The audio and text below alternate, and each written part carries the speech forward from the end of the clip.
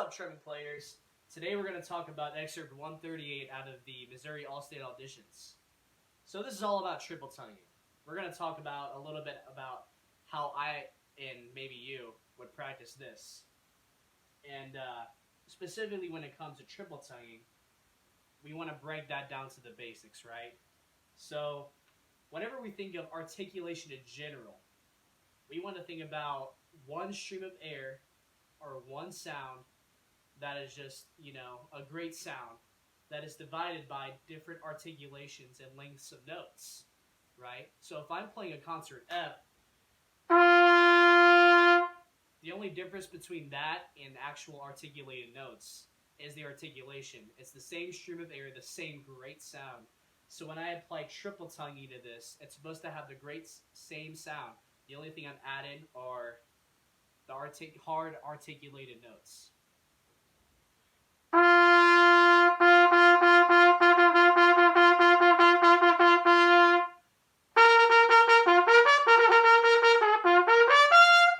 Frack that up a little bit, but it's good to keep that in mind.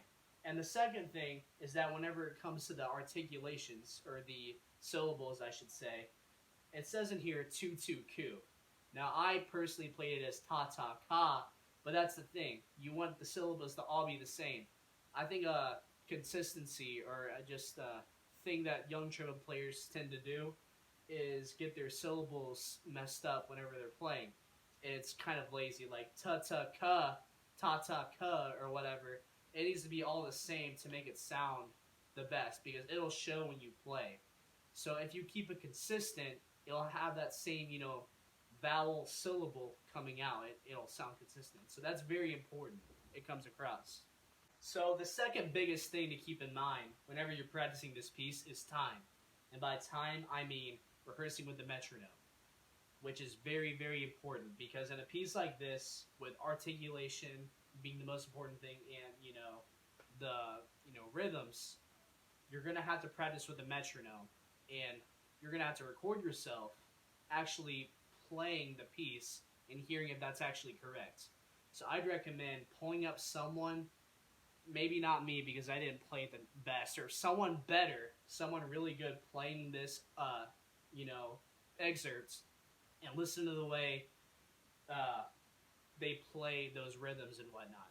And try to do that yourself. Find the best recordings out there. And this applies to any piece in general. You want to hear, how they do it. And that's the quickest way to learn some of these things if it's, hard to understand. So practice with the metronome. Start slow.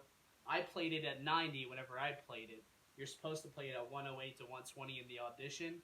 So you're going to want to constantly, keep it at a low tempo and then slowly move it up to get up there. And once you actually do get up there, it'll sound really, really cool. So, yeah.